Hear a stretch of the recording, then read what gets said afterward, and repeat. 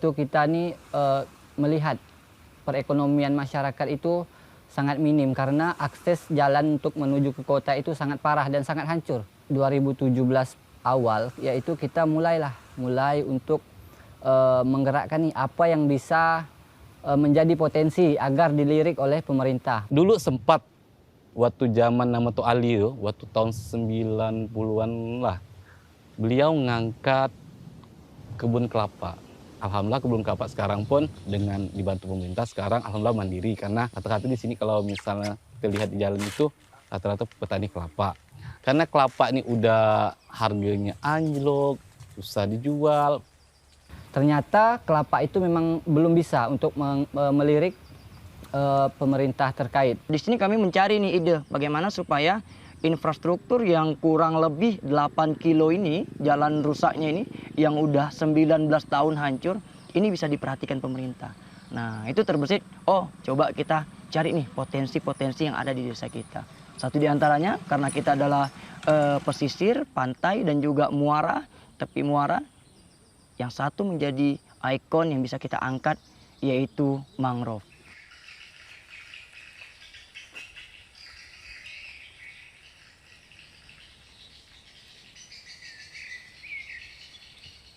Dulu waktu kecil masyarakat di sini pun belum tahu ini apa namanya ini. Ini mangrove, hutan apa sih? Dia tahu laut ya. Nah, kalau mangrove tuh mungkin baru-baru inilah baru kenal kan, karena orang sebut ini mangrove, mangrove. Gua tahu, oh ini namanya hutan mangrove.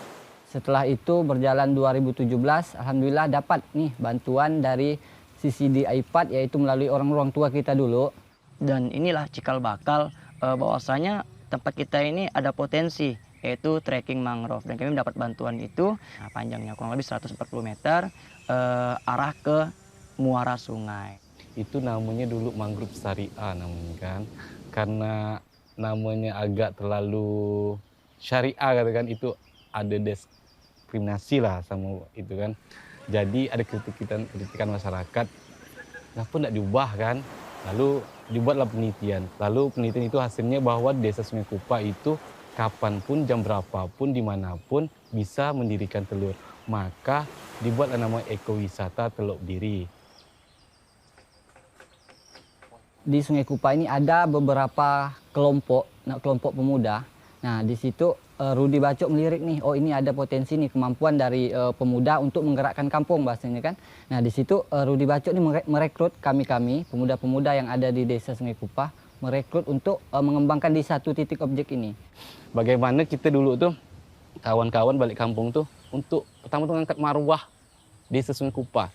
Selama ini kita di desa, apalagi orang kampung ini malu. Kami dulu malu. Saya malu untuk mengenalkan diri saya bahwa saya tinggal di desa Sungai Kupa.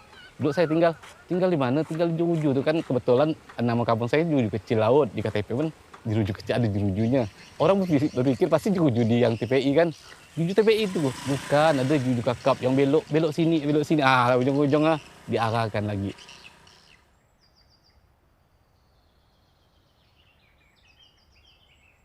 Karena itu kami mengajak kawan-kawan pemuda, ayo coba kita kembangkan ekowisata ini, trekking mangrove ini, yaitu dengan program kerja 1 minggu 1 spot foto. Nah, jadi kami dan kawan-kawan bergotong royong memanfaatkan limbah-limbah sampah, kayu yang ada untuk dijadikan spot foto.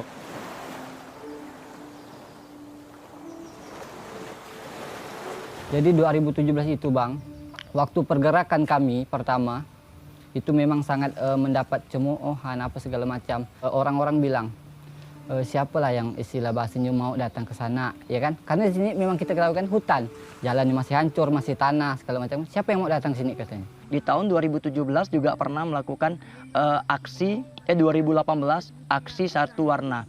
Yang mana aksi Satu Warna ini karena kita tidak ada anggaran biaya, jadi kami minta nih kepada masyarakat untuk mendonasikan cat yang ada di rumah mereka untuk jenis cat apapun. Nah, di sini mulai dikenal sehingga ada beberapa wisatawan yang datang ke desa kami, bukannya kami mendapatkan pujian, malahan dicaci maki. Karena apa? Karena tidak sesuai ekspektasi. Di foto bagus, tapi sampai ke lokasi ternyata tidak seperti yang ada di foto. Karena apa? Karena minggu lalu kita cat dan minggu setelahnya cat itu hilang, luntur. Nah, karena apa luntur? Karena sebagian cat yang disumbangkan masyarakat itu adalah cat air, apalagi dengan infrastruktur yang sangat-sangat hancur, sehingga mereka merasa kesal, kecewa, dan bahkan menyesal untuk datang lagi ke desa kami. Malahan ini tidak menyurutkan niat kami dan kawan-kawan untuk, oh udah kita kayaknya selesai. Enggak, malahan ini menjadi awal semangat kami. Karena apa? Karena kami sudah berhasil untuk mendatangkan wisatawan, walaupun dengan cemoohan. Awal mula itu Rudi Bacok itu mengumpulkan semua pemuda di seluruh desa Sungai Kupah sebanyak 40 orang. Tapi ya namakan kelompok dengan banyak pemikiran, apalagi dengan cemoohan-cemoohan itu, tidak semuanya yang bisa dapat bertahan. Karena orang tua mereka mengatakan, untuk apa kita ikut Bacok tuh? Untuk apa kita mau gotong royong tuh letih? Siapa yang mau pergi ke sana? Karena mindset masyarakat itu tidak yakin bahwa itu akan menjadi tempat wisata, karena memang jauh dari rumah penduduk dan infrastruktur pun rusak. Kawan-kawan, oh di sini apa sih yang didapat? Ekonomi belum dapat, uang belum dapat, paling parkir dapat, itu bagi ramai-ramai. Mungkin secara ekonomi belum stabil, jadi kawan-kawan banyak bekerja di luar. Dan alhamdulillah sampai titik ini yang bertahan itu ya bisa dikatakan 6 orang lah yang mampu menjaga kelompok ini. Pada tahun 2018 atau 2019 awal itu, jadi kita berikrar lah ada berenam tuh. Kita tak boleh goyang lagi, kata kami kan. Jadi macam mana supaya tidak kita goyang ini, kita buat kesepakatan apabila kita dari berenam ini goyang dalam 1 tahun ini, dah kita bubar masing-masing, dah kita cari kerja masing-masing, dah biarkanlah wisata ini.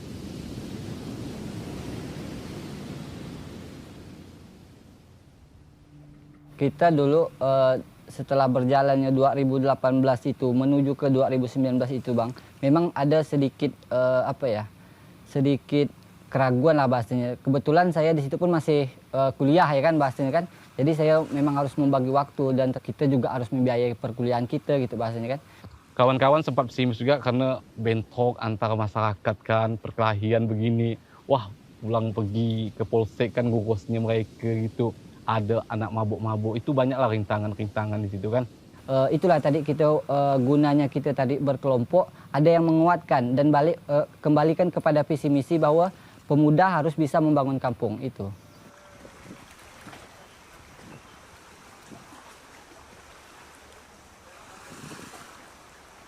Cuma kita di Pokdarwis di sini dia, kita bagaimana kita mindset masyarakat loh, kita gaungkan supaya berubah.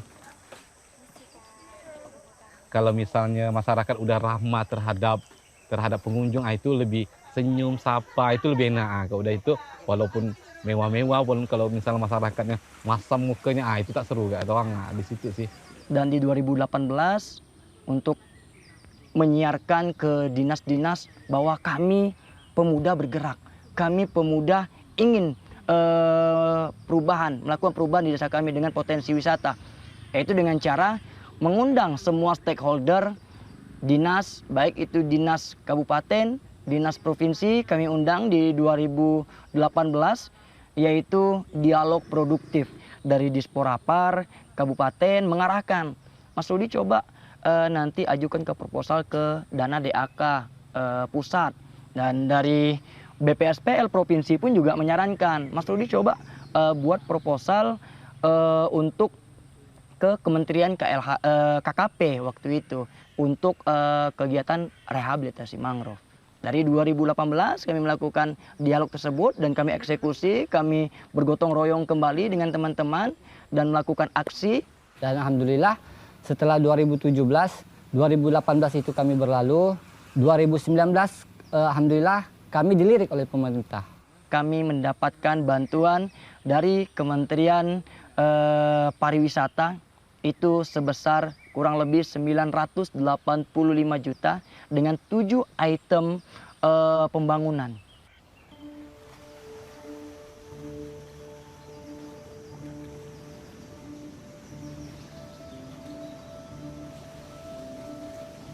Jadi banyak pemerintah udah melirik ke sini, baik minta kabupaten, provinsi maupun pemerintahan pusat, dari pintu air, dari jalan, dari kegiatan-kegiatan itu banyaklah. Nah, di sini selain ekowisata, kami juga memiliki inovasi yang berbeda dari ekowisata lainnya, yaitu mangrove digital. Waktu 2020 itu memang awal-awal pandemi, Bang ya. Awal-awal pandemi itu beliau berpikir, wisata ini kan menurun, ya kan? Nah, bagaimana nih untuk memancing wisata?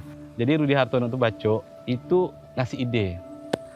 Ini Bang, ada ide nih Bang, aku mau bikin mangrove digital nih. Mangrove digital gini Bang, kita selama ini kan nanam, cuma tak bisa dipantau gitu kan. Saya ketawa. Yang penting kau yakin bisa mempresentasikan ke orang, orang yakin, boleh lanjutkan. Target pasar kami dulu itu pertama tuh anak orang sepeda. Orang sepeda kan kita pikirkan banyak lah orang yang agak-agak banyak duit lah kan. Kami tawarkan kayak sales lah. Pak, di sini kita ada mangrove digital nih Pak. Kita Bapak udah nanam bisa dipantau Pak. Nanti setelah umurnya udah 5 tahun nanti ada namanya Pak, gini Pak. Cukup 10.000 ya Pak, gini Pak. Cuma nanam nanti kita foto, nanti kita kirimkan itunya linknya, Bapak bisa lihat bisa perkembangan pohonnya selama beberapa bulan, kita kirimkan selalu update gitu kan. Mangrove digital inilah yang kami bawa ke luar, bahwasanya menawarkan program terkait keberhasilan dan juga bagaimana mangrove digital ini akan menjadi solusi agar pertumbuhan, perkembangan mangrove yang ditanam itu bisa dipantau melalui digital. Dengan program mangrove digital itu, beliau mendapatkan itulah penghargaan pemuda pelopor di bidang sumber daya alam, lingkungan dan pariwisata, juara 2 nasional. Dan alhamdulillah tidak hanya itu, tidak stagnan di situ. Di tahun 2021 kami juga mendapat anugerah pesona Indonesia, masuk 3 besar Bang. 3 besar anugerah pesona Indonesia tahun 2021. Dan di tahun 2021 juga kami mengikut anugerah desa wisata Indonesia yang diadakan oleh Kemenparikrab. Itulah kami masuk 300 besar. Dan pencapaian untuk terakhir ini yang kami usulkan itu Rudi, itu mendapat penghargaan Kalpataru Indonesia.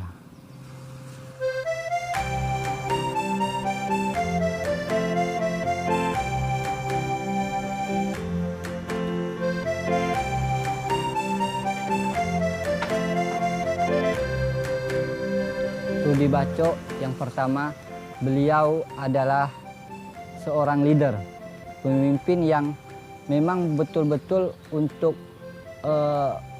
membangun kelompok, bukan bahasanya untuk memperkaya diri. Dia pandai gerakkan masyarakat, ada ide-ide baru tuh gampang masyarakat terimanya. Itulah kelebihan beliau. Udah itu dia sama pemerintah tuh enjoy juga, udah pandai merangkul pemerintah. Jadi masyarakat bisa dirangkul, pemerintah bisa dirangkul. Dia kayak penyambung gitu, begitu. Tanpa beliau, saya bisa katakan tanpa beliau, bahasanya itu kalau untuk di saya ya, terserah kalau untuk orang lain bilang, tanpa beliau Sungai Kupah tidak akan bisa seperti ini.